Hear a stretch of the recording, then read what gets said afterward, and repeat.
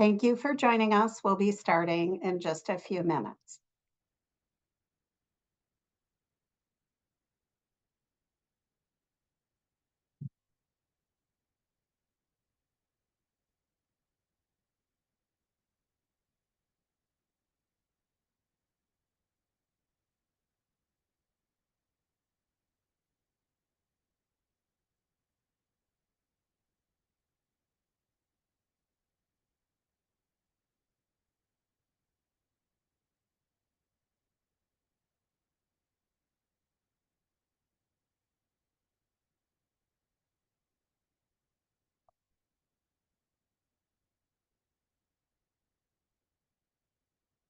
We'll be starting in just a moment. Feel free to enter in the chat where you're joining us from.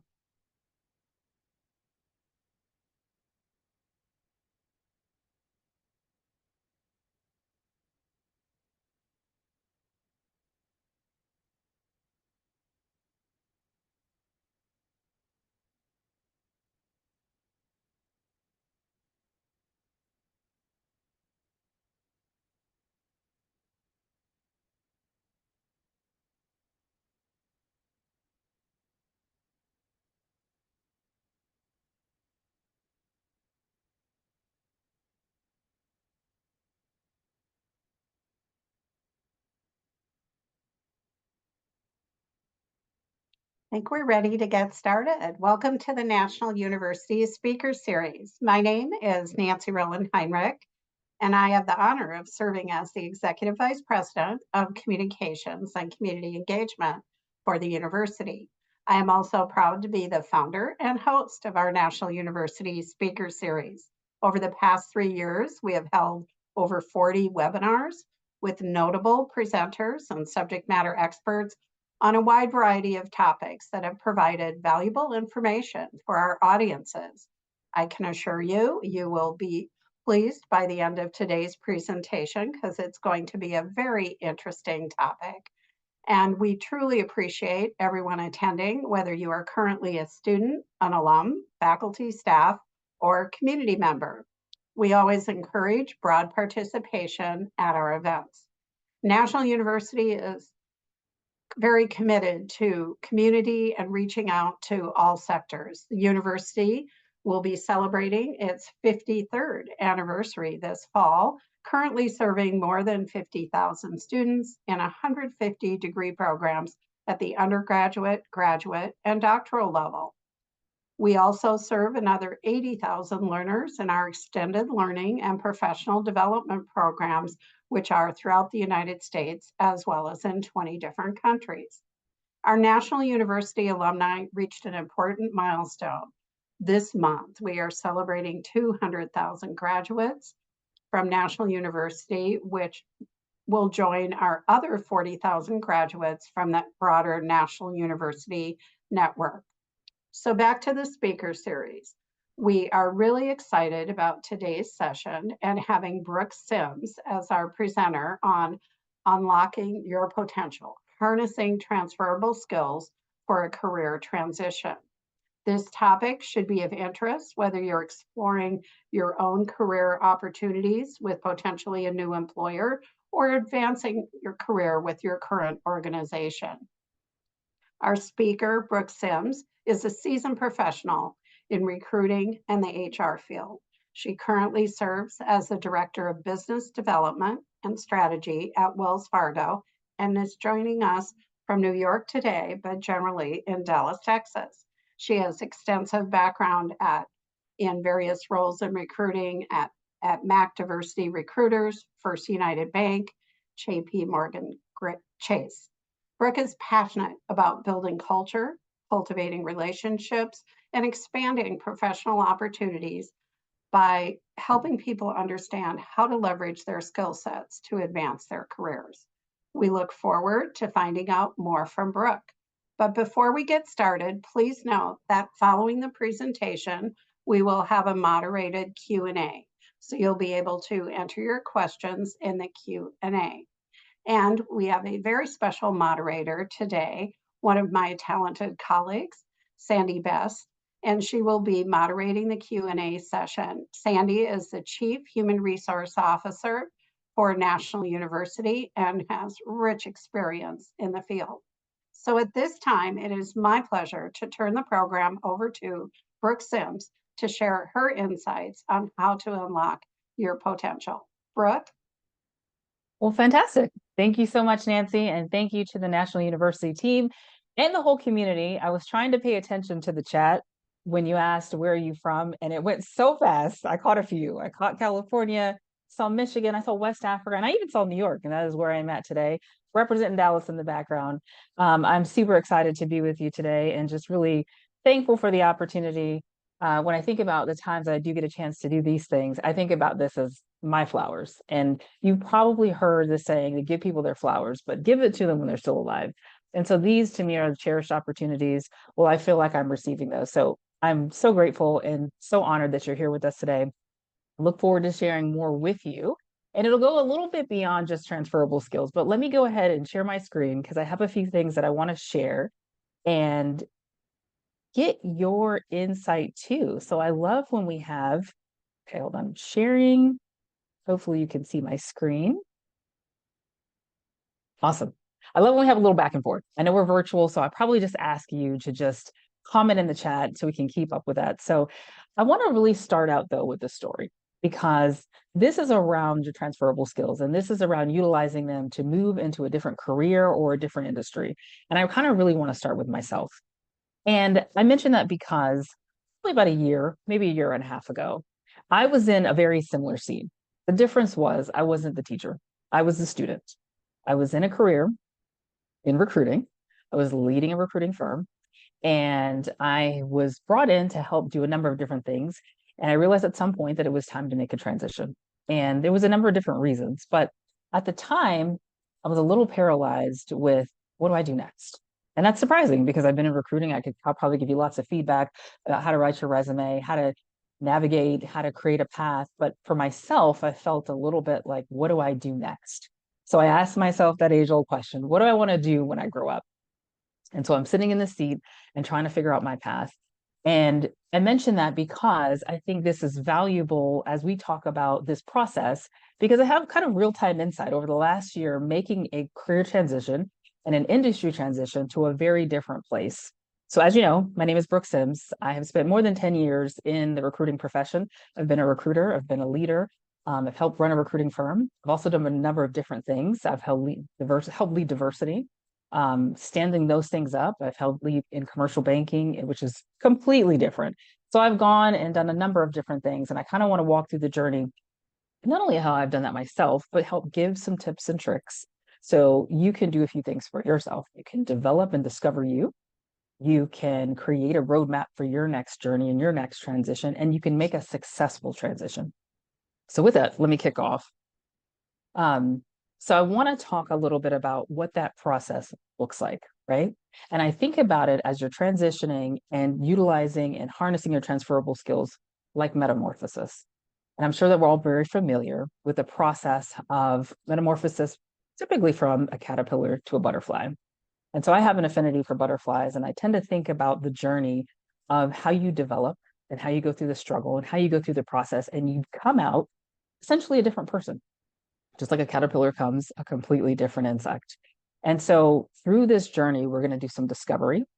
We're going to go through the cocoon. The cocoon is where you really hone in and develop what you want to do to bridge the gap for your transition. And then the transformation is how you switch from one career or industry to the next. So with that, we'll get to the transferable skills, but I want to talk a little bit about, because it's applicable, about the market. So if you talk about or think about your transferable skills and kind of really understanding and processing those, let's take a step back and look at what does the landscape look like? Why do people even care about their transferable skills? What are they doing with them? So I shared a number of different statistics about why people try to make transitions, how often they make transitions, which for most people is going to be at least seven times.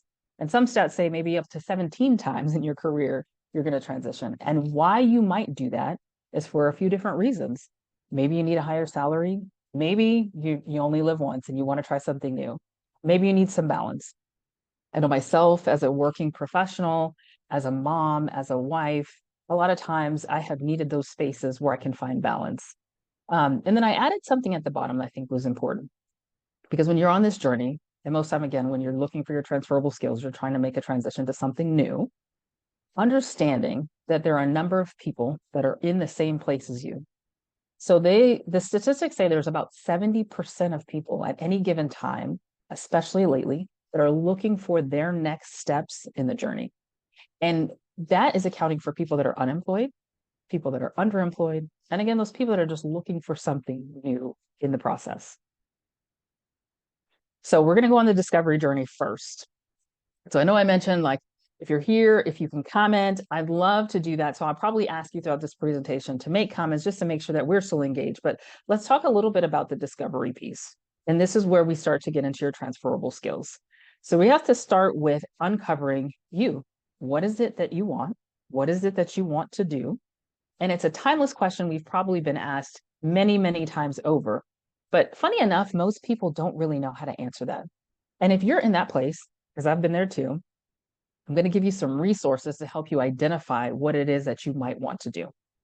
The second thing is really understanding, uncovering, identifying, and utilizing those transferable skills. And the third piece in the discovery is designing the roadmap.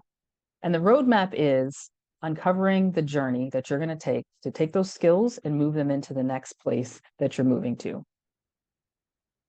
So, couple stats. There's 8 things people wish they knew before they made a career change. And this is a big deal. So the reason that I wanted to include this is because I think there's some really relevant information. A lot of times we get in a place that we are trying to figure out our next steps. And we're so accustomed to doing whatever we've been doing for the last few years. And we may not be as accustomed to understanding what we're good at, what we want to do, where we want to go. But one of the key things that you see here is your career doesn't define you. You really define it. So you're going to use tools that I'm going to share shortly that you can uncover what it is that you want to do and realize that you have the power to make the change and get to your next step. You have the power to pivot. And one of the things I hear often is people feel like, they've worked too much. They're too old to make a change. Even if they're in their 20s, I hear this, that they're too old to make a change. And you're not. You're not too old. You don't have to start over. And your past experience is relevant and valuable. And you'll see that through your transferable skills. So the question, what are they? What are transferable skills? I'm not going to read this whole slide because there's lots of words, but honestly, it's really reflecting and understanding what your abilities and strengths are and skills you've developed over the experience that you've had throughout your working life, throughout internships, while you were in school, things that you can identify that you can take from one place to the next, from one career to the next, from one internship to the next. So this is a reflection of all of the experience you've accumulated that are they can transfer from what you do now to what you're going to do in your next role. Okay, so how do you identify them? You'll see on the screen, there's a number of different things that are listed. But one of the key ways to identify your skills is the self-reflection. So imagine you just take out your resume, you look at the things that you've been doing, look at what you do now, look at the jobs you've held previously, and start thinking about what kind of roles have I held? What have I done within those roles? So let me give you an example. I'm going to give you just an easy example because there's a number of different opportunities that you could have taken or any of us could have, but really identifying those. So let's say that you have worked in nonprofit. You worked for a community organization, and one of your tasks was to help with their annual fundraising gala or a fundraising luncheon. So what are you going to do with that process? You're probably going to kind of create a project because it could be project-based. You're going to do some research. You're going to find out who in the community is willing to donate. You're going to lead a team likely because you're going to bring in individuals that are going to help you with this project. They're going to help you with this fundraising event. You're going to start making an ask because you're going to start calling people. You're going to start making requests. You're going to have donors come in and participate. And I use that because it's an easy way to say, throughout that, you have utilized a number of different skills. And maybe those skills say you could go from working in this nonprofit and helping with this particular project of fundraising. Maybe you could transition into business development. Maybe you could transition into a sales role. And you can apply really that logic, I would say, to any role that you're taking on. So it's breaking down the individual tasks and responsibilities of your role and figuring out what you could utilize into the next opportunity. So I wanted to share some common transferable skills. And so I know, again, there's a number of them that are listed here. And these are just really a starting point. These are kind of like a memory jogger. So you can start to think about, what do I do now and what's applicable? And in the example I gave, working at the nonprofit, helping them develop the donor base, the research around their fundraising gala, you could utilize this list of skills and say, there's relationship building, there's project management, definitely utilizing your listening skills. I bet you're utilizing your attention to detail as you develop this particular fundraising event. And you could go on and on and on. So you could use these. There's a number of resources you could Google as well that'll help you figure out what are those skills that you could take from one position to the next. So I want to expand on that, right? So this place of discovery, that's where we're in now. We're discovering transferable skills, what you want to do, and then applying it to your next role. And I want to talk a little bit about workplace personas. And it's kind of a coupling of a way to understand the things that you've done and what we could utilize for the future. So first, let me start with this. I don't know about you, but I love TikTok. I use it all the time, probably every other social media platform, but I learn everything, or I learn a number of different things on TikTok. And so it's like my first search engine. And so I mention that because I want to give credit where credit is due. There's a phenomenal creator that, oh, excuse me. There's a phenomenal creator that I follow. Her name is JT O'Donnell. She's a former recruiter. She's owned an agency and she teaches people as well. And she talks a lot about workplace personas. And what that means to you is really understanding and deep diving into how you've shown up in a way that helps provide value to the organization. So she happens to have a resource where you can identify these personas. There's 8 of them. Those are what's listed here. And when you get your top 3, you take those and you kind of work backwards. So if your top 3 were educator, mentor, and super connector, and I'm just making this up, then you start to think about, where in my career have I been an educator? Maybe I've helped train team. Maybe I've helped lead a project where I had to provide some sort of resources to the team. And every one of those top 3, you work backwards and you can take that and utilize that along with the transferable skills you identify to help develop and build your story. Not sure if my computer's stuck. There we go. So still in the discovery journey, identifying what it is you want to do, identifying your skills and your strengths. I wanted to give you some resources that help you uncover those things. So the first one, the ONET, what this tool does, hopefully you can take down this link, or we can provide it afterwards. This helps you uncover what your interests are and what types of skills are required for the types of roles that you might be interested in. The second one, the Career Decoder Quiz. This is again from JT O'Donnell. This is where you understand and identify your workplace personas. So a quiz that you can take, identify those workplace personas, and again, start to work backwards to uncover where it is that you add value and how you show up as your best self at work.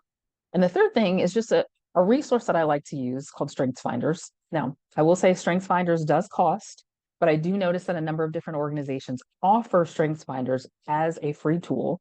So if your organization or your university or an organization that you're working with offers this, please, please, please take advantage of it.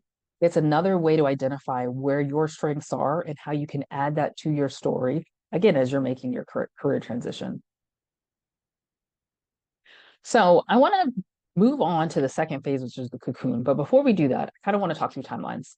So the first part of the process is discovering. You're discovering what it is that you want to do and what you've done, what you've been good at, and then identifying where your gap might be.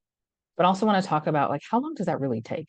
So I don't know about you, but I'll kind of use myself as an example. I'm working every day, probably a number of us are. I've got kids, I've got a husband, I've got organizations that I participate with. I know many of you might be in school or have gone to school or thinking about the process, and that's another layer that you add to that. So taking the time to really deep dive could actually take more time than we imagine. So let's think about this as maybe it's your day one, but maybe it's your first month. You're carving out time throughout the month to figure out what it is that you've done, what you've been really good at, what your transferable skills are, and what your workplace persona is. So you've got your first month of identifying what it is that you want to do and what that's going to look like. So the second part, so if you move into your month 2 and beyond, this is where we get to what I call the cocoon. This is where the development is really happening because you've identified not only what it is that you want to do and what you've been good at, but you're also identifying where you want to go and what the gap could be. And so as you're filling that gap, you're going to utilize some of these things that I'm mentioning on this page. So the first is development. It's developing your story.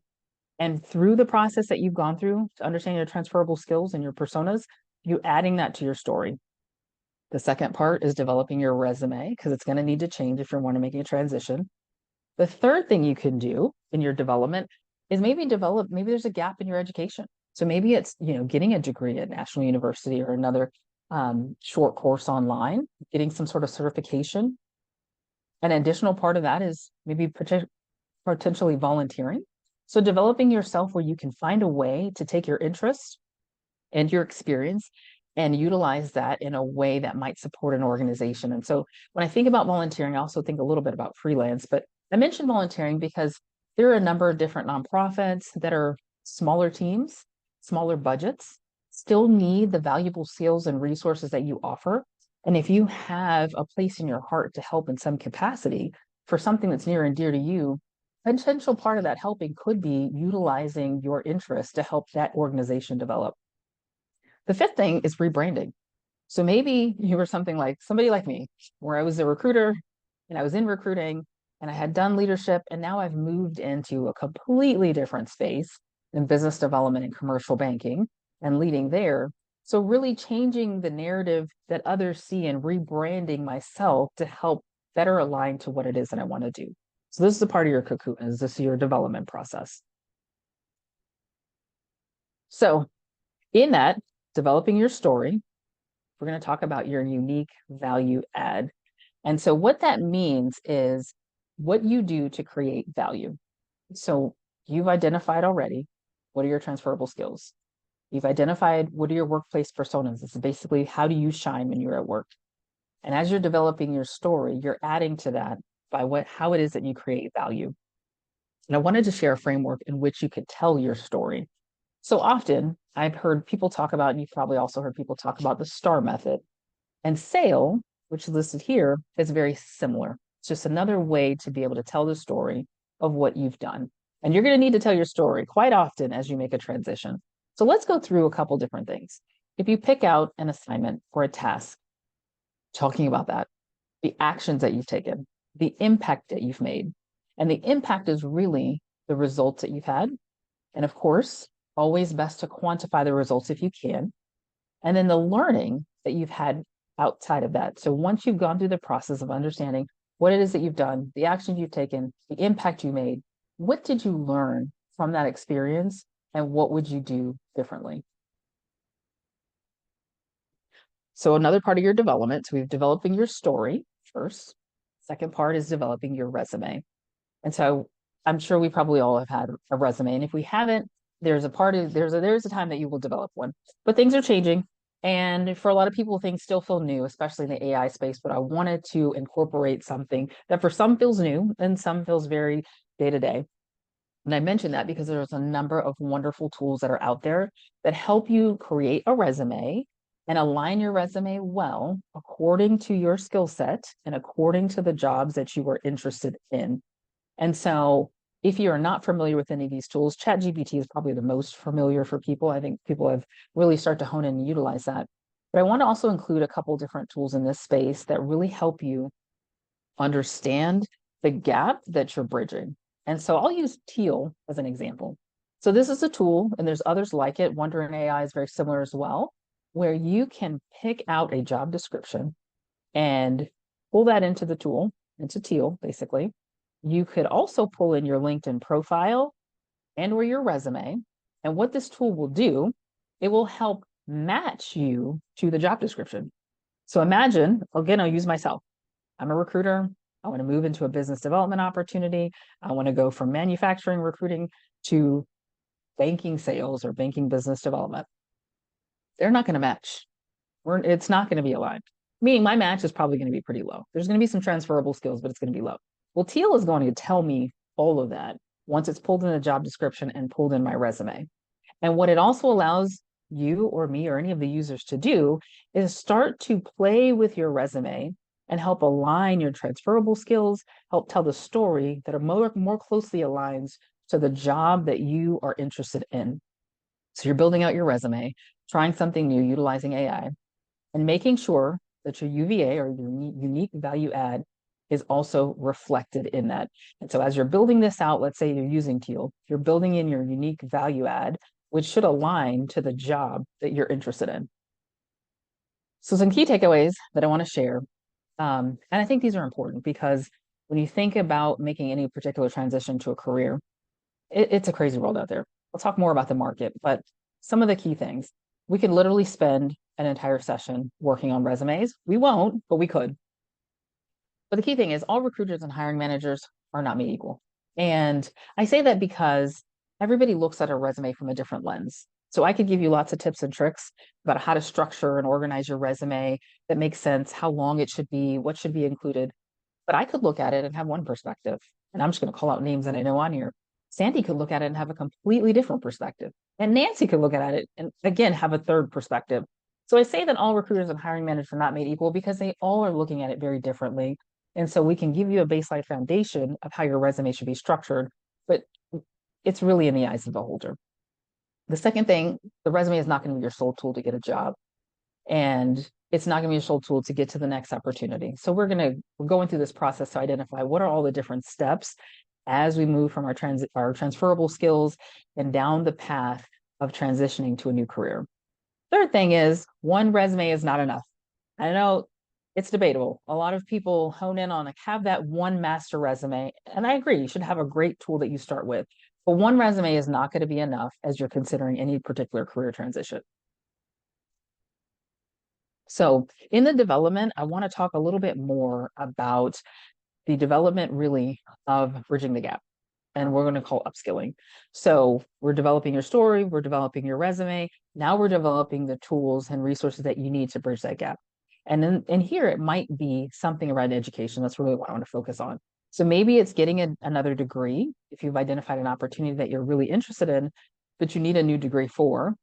Maybe it is also volunteering or freelance work. And I know I talked a little bit about this previously, but it's another way for you to help utilize the tools or help express your interest in a way that give you some more experience. They add to your story. So that's really the second piece. So you're in the cocoon, you are developing yourself, you are developing the tools necessary to help bridge the gap. You've already helped create your story. And then you're looking for how do you make the transformation or the switch? So this is really getting to your next move. And so there's a few key pieces that I want to touch on here. And I'll go through all of these so we can kind of break that down. But that let's going back to that cocoon or that second development phase, that honestly could be a month, that could be 6 months, it could be 2 years. It's really going to depend on you identifying what it is that you want, understanding your skill set, and understanding how do you bridge that gap. So I don't want to put a strict time frame around it. That's something for you to identify as you identify the roadmap on the journey to your next role. But I do want to talk about this. You're now in the transformation or the switch. And a key piece of that is going to be beyond your resume. The key piece is going to be networking and getting as close as you can to the opportunity that you're interested in, right? So you have already identified a number of different things, and now you know what it is that you want to do. And so I would say here, a couple of things that are listed. Preparation is key. Getting to the hiring manager as close as you can get is the better. Because you probably already know this. The least effective way of getting hired is really just cold applying.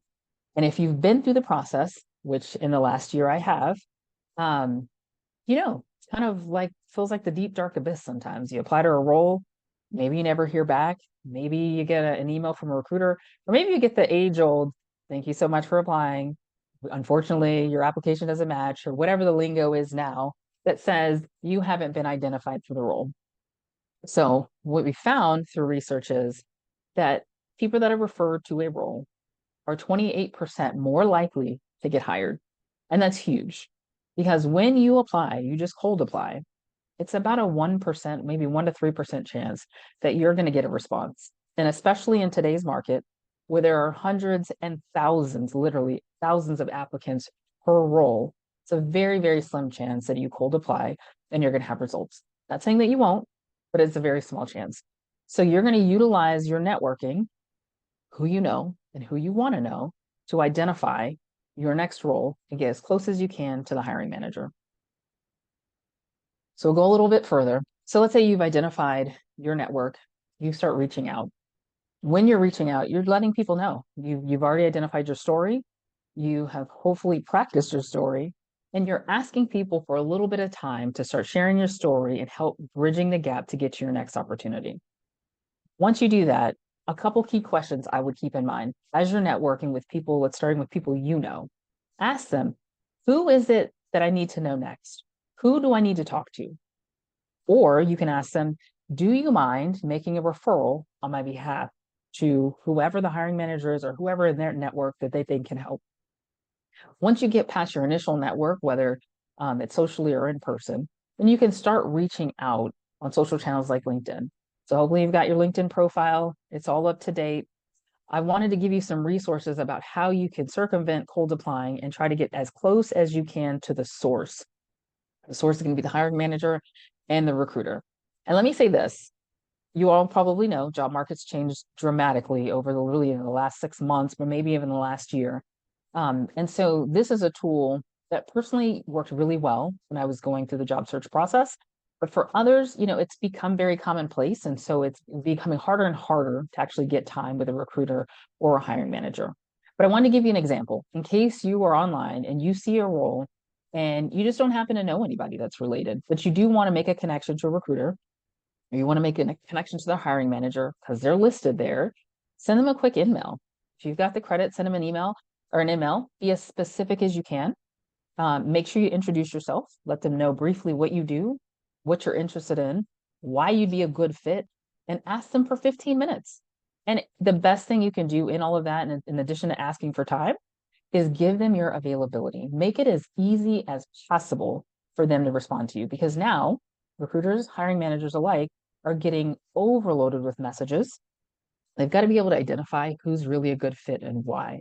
So try to send that email, send a connection request if you can, and get as close as you can. So let's say in the instance, there's a job posting, you're interested in it, you think you'd be a great fit, you've identified your skills, you've filled in the gap, but you don't know who the recruiter or hiring manager is. You can try others in the company. There might be somebody that you know through another connection. There may be other recruiters. You can reach out. You can ask them for a referral. You can ask them if they will introduce you to the hiring manager. And what you want to hold on to is having as much control in the process as possible. So ask them the name of the recruiter and the hiring manager. And if they're not willing to share that, maybe ask them if they'll just make the referral. Now, there's a possibility they may not respond at all, but if they do, at least you have an in to somebody who knows that you might be a viable candidate and can help you bridge the gap. So going a little bit further in the social media, we're really kind of LinkedIn space, is I talked a little about finding the source. We want to talk about a concept called backchanneling. And backchanneling is starting with going directly to the recruiter or hiring manager, sending them a message. But the reason I mention it here is because there are tools in the market that can help you with that process. And because people are becoming basically inundated with InMails, you got to find a way to differentiate yourself. And so there's a McCoy here that's listed. This is an app that you can utilize to help with that differentiation. So instead of just sending an InMail via like a text, you can send a video. You can send a video specific to that individual. And you can send a video that you tee up questions that you want to answer that would be relevant to that particular opportunity. Not only that, once you send that video, McCoy is also going to let you know when somebody clicks the link and opens and views your video. So it doesn't mean you have full control, but it does give you an opportunity to stand out from the crowd. So all these resources and tools I mentioned, I would encourage you to just check them out and see if this could be a part of your process or can help you identify a way to get closer and closer to the source and actually be presented as the right fit for your next opportunity. So resume variation. I know I talked a little bit about developing your resume. What I wanted to share is a couple different things. One, tailoring your resume to a specific job. So as you're reaching out, your resume is as closely aligned as possible. You can use the tools that I mentioned, where you can help match yourself up. The second thing is multiple resumes. And again, some people really love the idea of one resume at a time or one resume exclusively. I've always been a big fan of multiple resumes because jobs can have a little bit of tweaking, even if they're in the same industry or same career field. So having multiple resumes ready, I would encourage you to do that.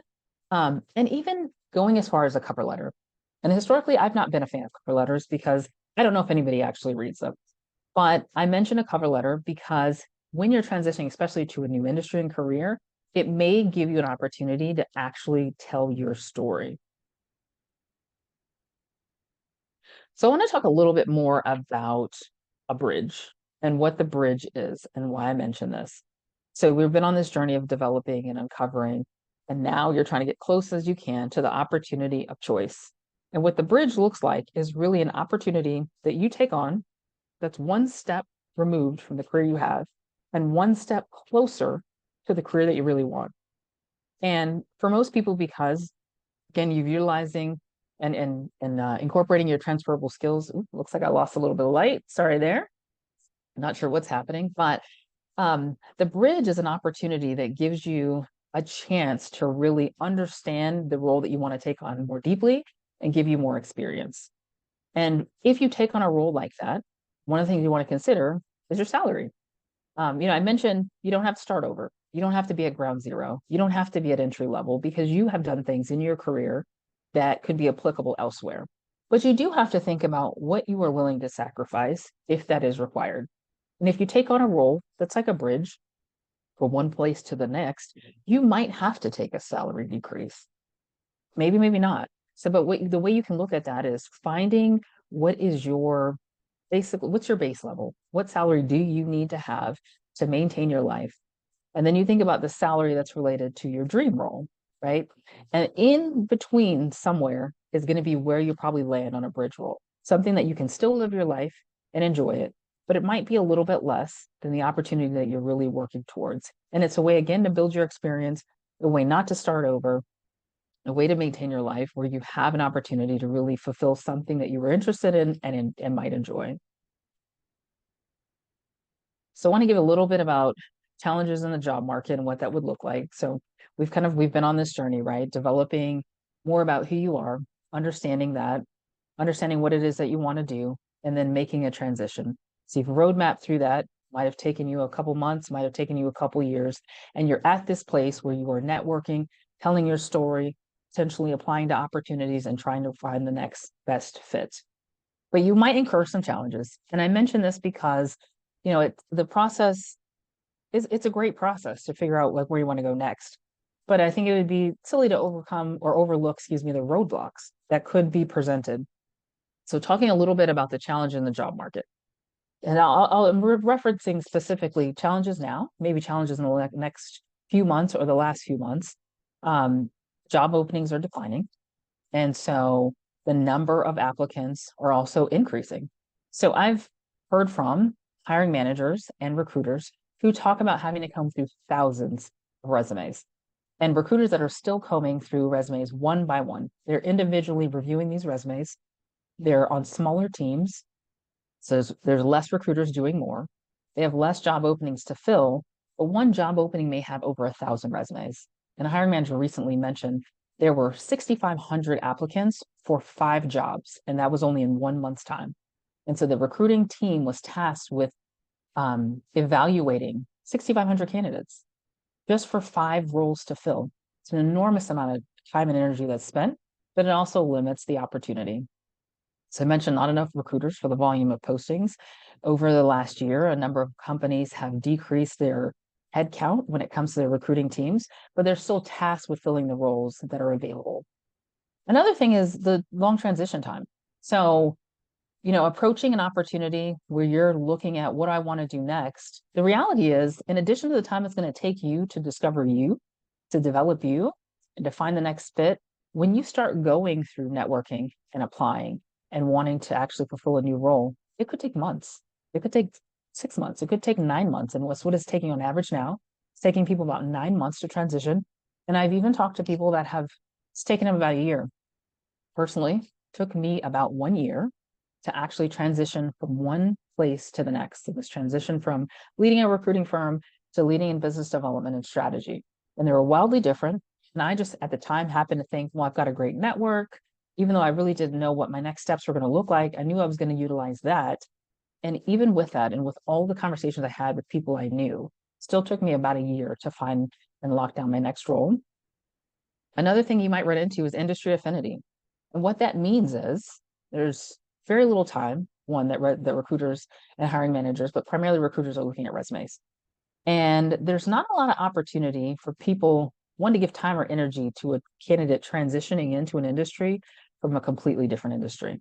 And so, I guess you could say industries sometimes are kind of incestuous. They want people to come in that have done the job before, they've been in the industry for years, they have, industry expertise, and it can make it really difficult if you're transitioning into a new space. Another thing that you might find in the job market, which might be a little different from a couple of years ago, is salaries have decreased. People are being asked to do the same jobs for less. And probably one of the biggest things is the rejection. And that's probably one of the hardest things for people to deal with as they're making a transition, is constantly getting those, thank you so much for applying. Unfortunately, your profile didn't fit, or whatever verbiage is being used. And when you apply and you connect and you network, and you're just not making any traction. And I've talked to so many different candidates that feel like they have just gotten lost in the black hole after they've gone through so much to really understand and identify what they want to do next. So those are some of the challenges that you might encounter. So I want to do a little recap. And, I don't know where we are on time because I wasn't keeping time, and forgive me. But I want to do a little recap and kind of go through the process again and give you some key takeaways, and hopefully be able to provide you some of the resources that I shared today. So the discovery, the cocoon, and the transformation. And in the discovery process, this is learning you, understanding what is you want to do, what are your transferable skills and workplace personas, where do you thrive, and creating your roadmap to your next opportunity. When you're in the cocoon, this is a development of you. And this is where you are bridging the gap between what you've identified as what you've done and what you want to do, whatever that gap may be. So it's finding the resources and tools to help you bridge that gap. Maybe it's through education, it's through volunteer work, developing your story, developing your resume, and then you move on to your transformation, where this is really where you're making the switch. And this is when you're connecting with people, you're connecting with your network, you're connecting with their network, hopefully. You are potentially applying to different roles, and then you're just being patient in the process and continuing to make a move. So what I would say is go through this process. If it's your day one, your month one, maybe it's your month 6, maybe you already have a degree and you've identified that, but you're still moving. Keep moving forward. Go through each phase of the process to understand and uncover you, understand how you bridge the gap, and continue to make strides to make a change. So I'll end with this. I was recently at a panel event, and I had the pleasure of sitting on a panel with a gentleman that was brilliant, another career transitioner. He had been in banking and moved to actually being a dean of a prestigious university. And one of the quotes that he really leans on was, dream big, start small, move fast. And it made me think about how it could apply to this. And I mention that because sometimes when you think about this path and some of the resistance that you might encounter, it's easy to get paralyzed in the process. So I encourage you to keep that dream, whatever that big dream and that role that you're looking for, keep that in mind. Start small, meaning take these steps, utilize these resources that I've mentioned through your discovery process and your development and transition, and just keep moving, just keep moving. Maybe it's fast, maybe for you it feels slow, but you're still making progress.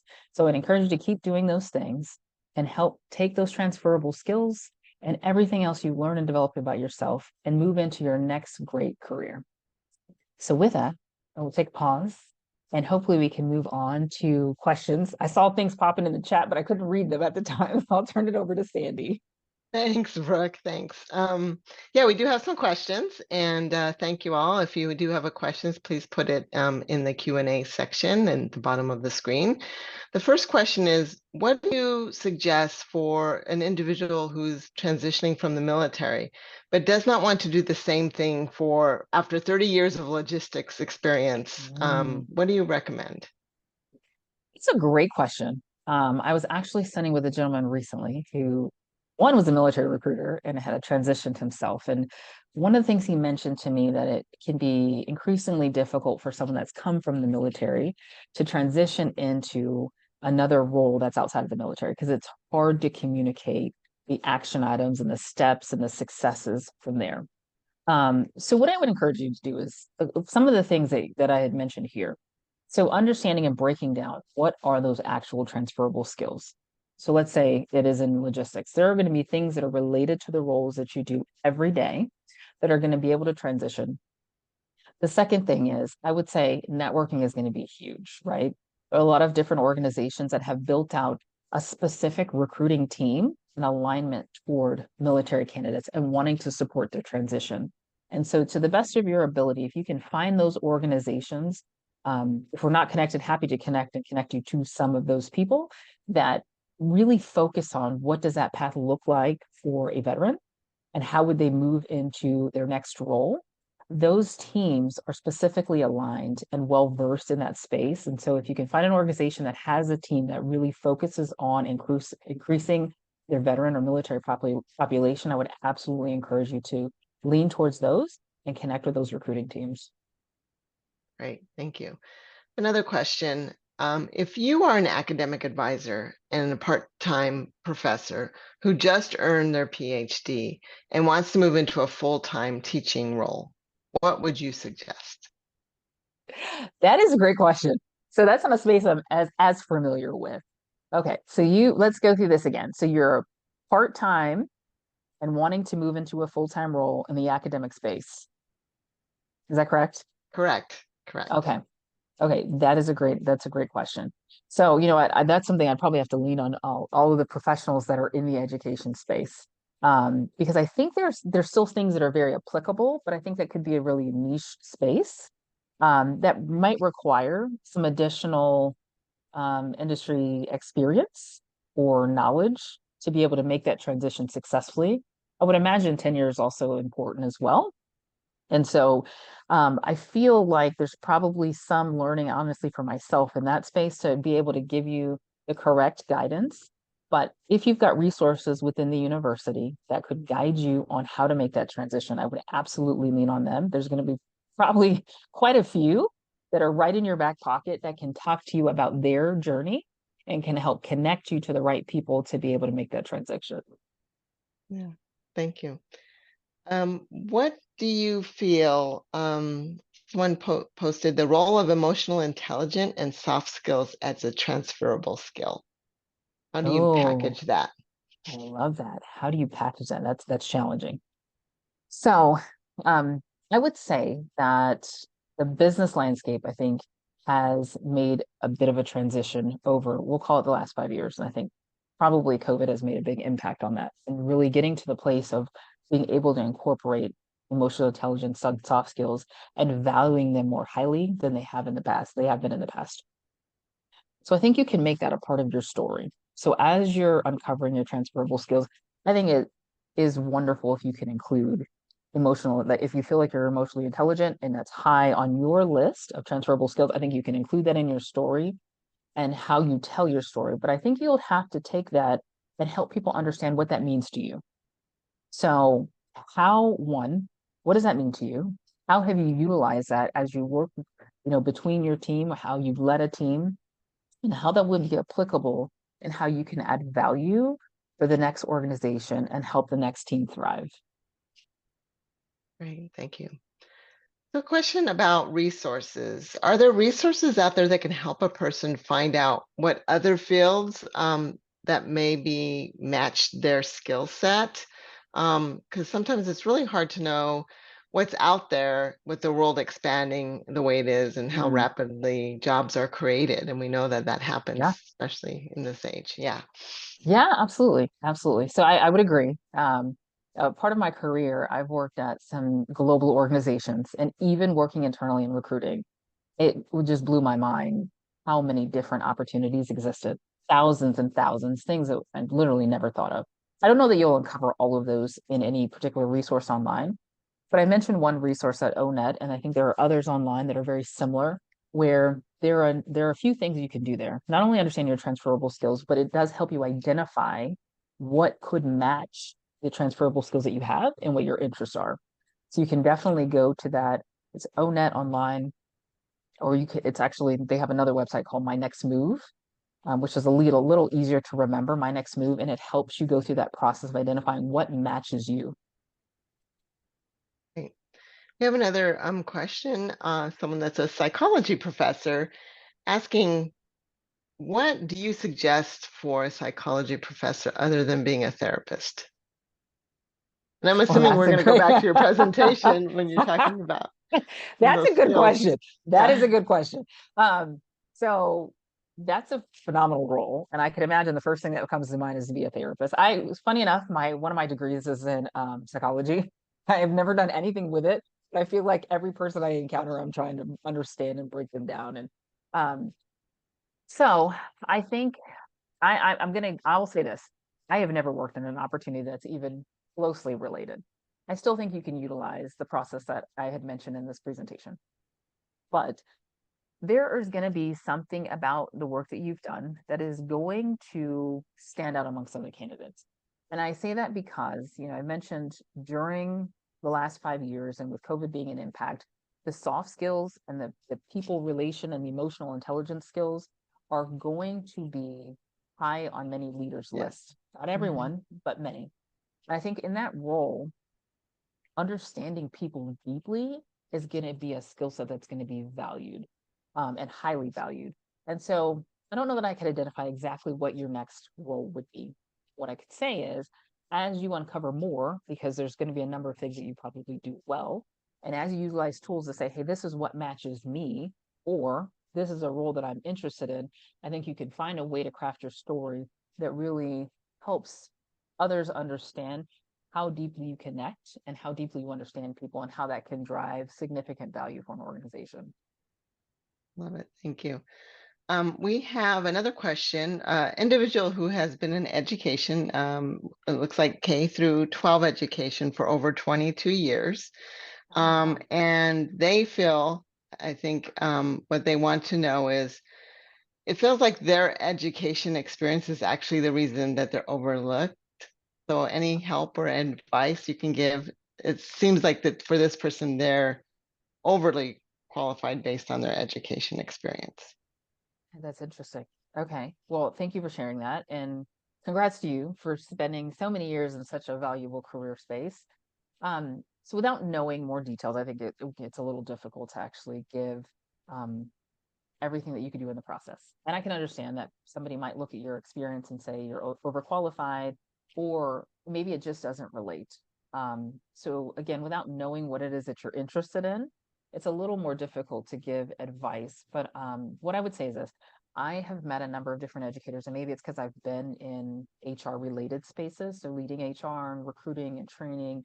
And I find that there are a number of people that have come from the educational space into these roles. And I want to be able to kind of wrap a bow around why is that? Why is there such an influx and why are they so successful there? And even honestly, in the sales profession, why are people so successful there? I don't know if that you want to do any of those things, but I imagine that the skills that you developed in your career are highly applicable to those spaces, and why I have seen so many professionals come into the HR, learning, recruiting, sales professions and thrive. Um, if you're being overlooked, that's challenging. And I would be curious about what that actually looks like for you. Why, I'd love to learn more, because it's again hard to answer the question. I would continue to develop your story, understand, or really dive a little deeper and see if there's a space.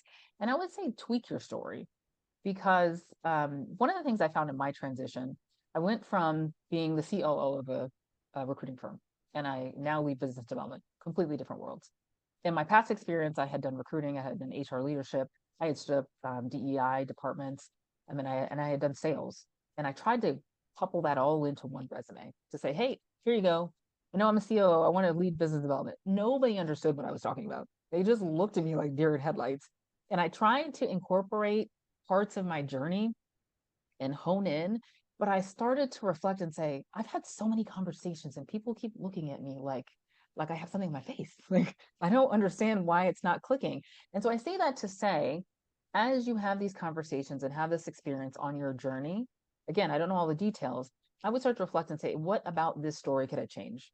What is there another way I can communicate this? Are there skills that I'm noticing in these roles that I could start to highlight and maybe even take away some of the things that I've included? For me, it was I was a DEI leader. I stood up a DEI department. Nobody could understand, they couldn't fathom why I wanted to be in business development and why I had gone to recruiting and why I had moved here. And I had just like, you know what? I got to make it as simple and clear and direct as possible. And so maybe that's a part of the process. Happy to connect. Actually, you know what? I don't think I shared my information. But I'm happy to connect. If you're on LinkedIn, here's my LinkedIn. There's a QR code to my profile. You can email me. Brooke Sims. I've done, again, recruiting, business development, a number of different things, but recruiting has really been my passion for a number of years. And so I've launched the Cocoon Growth to help people go through this journey, and happy to talk further and see if I can be of any assistance. Thank you. I have a question. How can individuals stay motivated and resilient in the face of job rejections and setbacks? Right. So we know that I they're would say, there. yeah, be realistic. It's hard. It's sometimes it's impossible. And I say that because, I keep leaning on myself because I think, interestingly enough, as I'm talking about this with this audience, it's so relevant to what my life has been in the last year. And, people have come to me and asked those questions. What do I do? How do I deal with this? And I'm like, you're fine. You just get over it. It's okay. It doesn't mean you're not good enough. But when you're facing rejection after rejection after rejection, it is impossible for it to not to affect you. It's just impossible. Even if you were the best. And I mean, like thinking about a sales professional, they get a lot of rejection. They're the best at what they do. At some point, it really does bother you. So we'll go into it knowing that the rejection rate is high and you're going to face it. And I will give you things that help me. And I don't know if they help you, but I do think that thoughts are things. And what I mean by that is, to the best of your ability, when you reflect and either you meditate, you pray, you journal, whatever it is you do, keep reflecting on how great you are and the opportunity that you deserve next.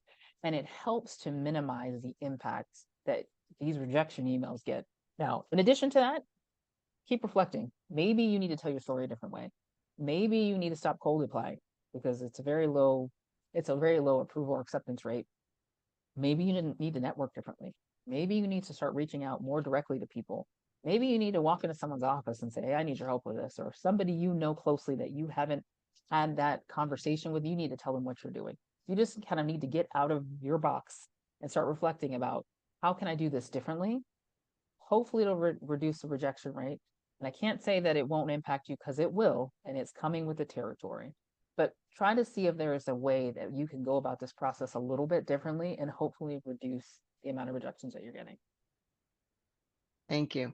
So with that, we talk about work-life balance or healthy work-life balance, including while you're in a career transition. So what are some of the things that you can recommend for individuals? What did you do in your career transition to maintain that healthy work-life balance and ensure that this career transition is not going to impact your work-life balance? So, I think of things more like a work-life integration, and I use balance is really the wrong word. And I say that because I think if you give, it's not going to be a 50-50 or, a quarter percent to a number of things. It's going to flow. Sometimes you're going to have way more interest and intention and attention to one particular area of another. So in this process, you've probably heard this. Finding a job is a job. Going through this discovery work is a job.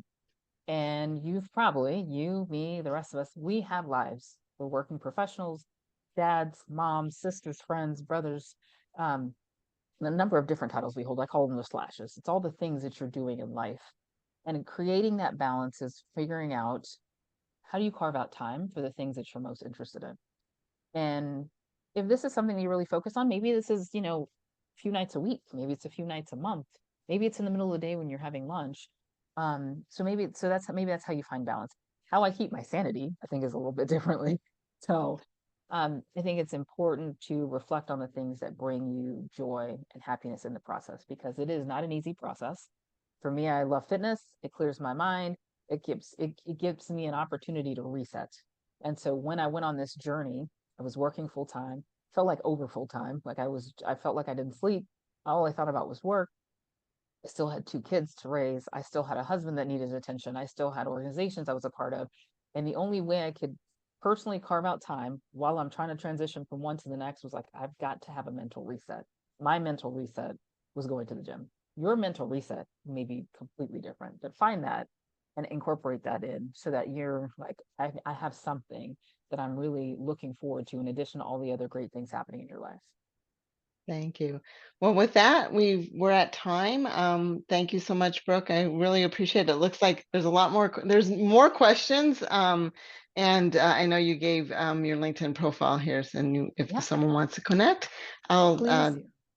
take it. Nancy, you want to take it All over? right. Well, I cannot believe how powerful this entire presentation was and how attentive our audience was. People really enjoyed your insight. It was just something that I think reminisced with all of our audience. So, Brooke, I would just like to thank you for sharing your professional insights on this area and having another HR professional with Sandy Best at the helm for the Q&A, I think was really helpful because everyone was able to find a lot of tidbits that I think could help them on their career journeys or opportunities for advancement or sharing with friends or children or other colleagues.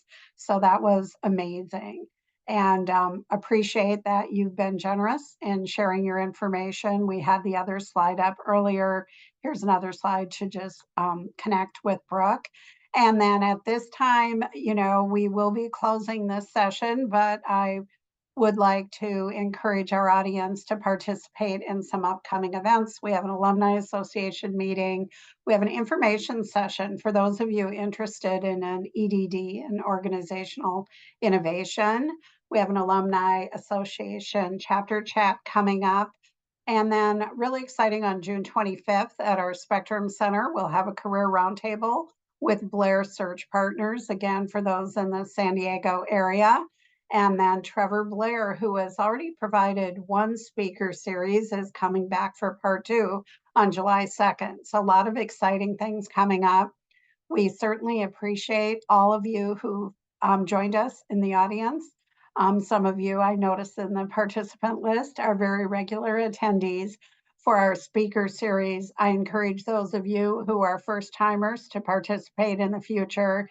And again, just a silent virtual applause for our speaker, Brooke Sims. Brooke, it was just excellent and really appreciate your time in preparing such a meaningful presentation and webinar that I think our audience truly appreciated.